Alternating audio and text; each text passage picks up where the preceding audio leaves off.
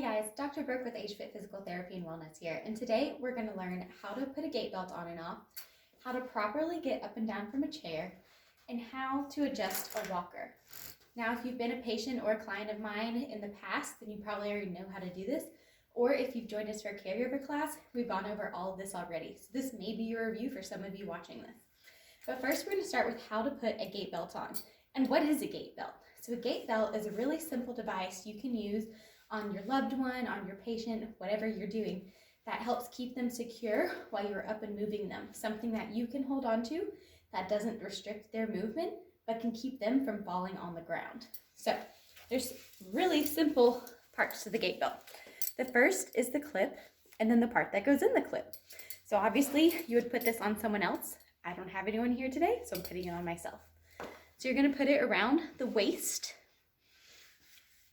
That is the most likely place you're going to put it, right at their waist.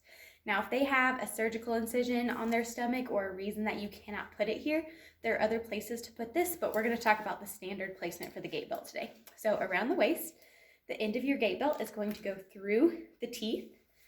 You're going to pull that snug. They're going to complain and say it's too tight. It's not. I can stick my whole hand in here, my arm too, if my watch wasn't stuck. Then you're going to take the other half of that, put it through this section, pull it all the way through, and that will keep it from moving.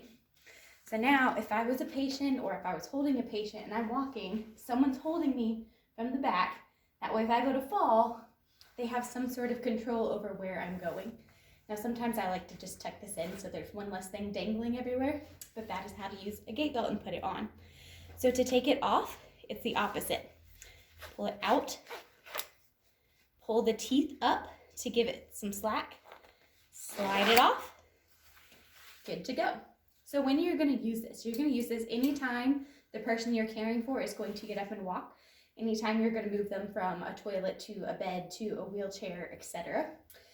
And anytime you just feel like you need a little extra help or an extra hand on someone.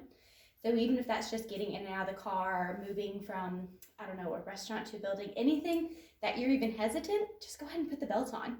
They come in a lot of different materials, not a lot of materials, it's mainly cloth and like a vinyl, so it's easier to wash. But they are different patterns, different colors, so they're a little more sensitive. You can always find a color to match their outfit, you know? All right, so I'm gonna put this to the side. Next, we're gonna learn how to adjust a walker. So this is just a walker that I grabbed from Walmart to have one on hand here at the clinic for Caregiver class, wherever. It was about 45 bucks. They probably range in price. I've seen anywhere from 35 upwards of 70, so depending on where you find them. But they're usually found in Walmart, Walgreens, any of the, what are they called, like CVS, those little stores. I'm in the South, maybe they're called something different other places. But you know, places like that, Amazon, your local medical equipment store, there's a lot of places you can find them. So the key to this is that you're going to want it either hip width or wrist. I found that most people find it easiest to measure with their wrist. So if your arms are by your side, you're going to want the handle at your wrist. This one is too tall for me. My wrist is way down here. So what we're going to do is flip it. There's these little pinchy things on each one. You're going to pinch without hurting your fingers. Slide it down to make it shorter. We're just going to try one.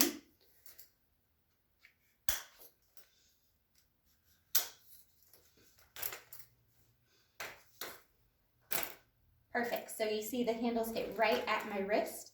I have a very slight bend in my elbow, and now I can roll on my leg. So to open and close, they're all a little bit different. Some have a tab to pinch right here. Some have these handles. This one you pull up and it bends. Some you push down and it bends. You can also lock them in a lot of cases. So this one, well, this one doesn't lock. It's usually a rollator that locks. Have you seen like the ones with 4 wheels and a seat? But you can actually push them down to lock it in place. But to close it, you pull up, push in, pull out till it locks, pull out till it locks, and then you know it's firm. So now let's talk about getting on and off the chair. We're gonna put this to the side. We're gonna say that I've got great balance. I don't need a walker, right? So we're gonna sit in a chair, and ideally we would would find a chair that has some handles. I just happen to not have one in here right now, okay? So say we did have handles. We're gonna have our hands on the handles. We don't on this chair, so I'm gonna put my hands on the edge of my chair. I'm going to scoot to the edge of the chair, bring my feet so that they are right underneath me. Lean forward to initiate that standing. Push either from the chair or from my invisible handles, and you're going to push to stand up. Now let's say we need a walker. We're gonna have the walker in place of our person already. We're not gonna let them stand and then throw it in front of them. We are going to have it ready, okay? So same thing, scoot forward, lean forward, feet are underneath our hips so that we are ready to stand and wait there. We are going to push either through our chair or invisible handles, come up, and as we come up, then we will grab the walker.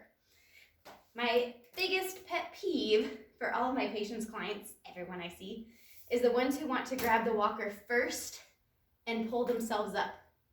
Let me show you how that works. And then we end up on the ground, or we end up on the ground with the walker on top of us, or some other horrible version of that didn't work. So walker's in front, we stand up. When we are on our feet, we can grab the walker.